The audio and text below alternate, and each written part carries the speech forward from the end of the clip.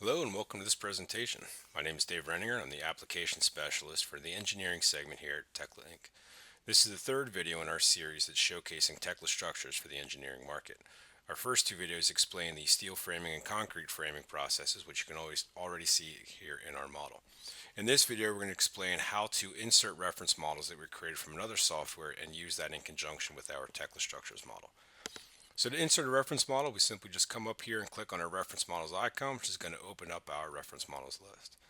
So what we have options here, we can either add models or also create groups as well to make it easier to organize our reference models. So I'm going to create a new group here first. It's just going to be called piping, because that's the model that we're going to bring in. You can see here it starts to create the group. All right, so now we can come over here and click on add model.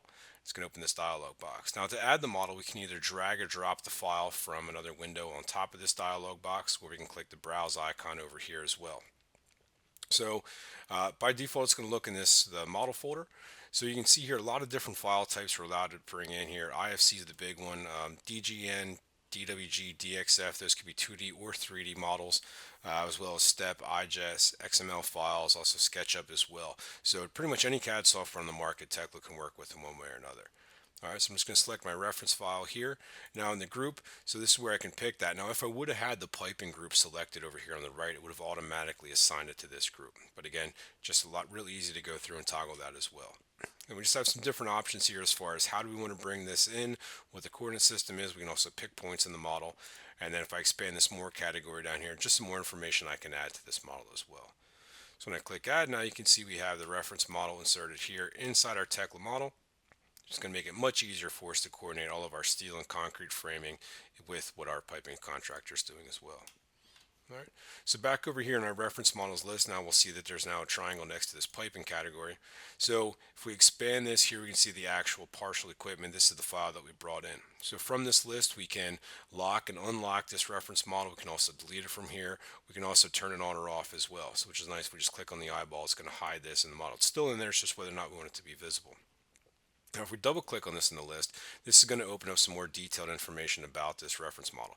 So again, some of this information that we had when we first brought it in, we can always come back and modify these properties as well. So if we come down here in the details, it's going to show us exactly which file is being brought in, what group it's in, when it was last modified as well. So we can also come in and we toggle on or off layers inside this reference model instead of turning the entire thing on or off. Then we have a change detection category section here as well. This is a really nice tool where if we're getting revised files from a subcontractor, we can just pull in the old model down here, have our newest one as the main file, and then have Tekla show us exactly what has been added, deleted, changed, or unchanged between these reference models and color coded inside our Tekla model as well. All right, last section we have down here then is just user-defined attributes. Again, just like in the model, more metadata, how we can track information about this reference models here inside our list. All right. So this is the end of this video. Our next video in our series is going to deal with clash detection, where we're actually going to use this reference model to see if our framing works.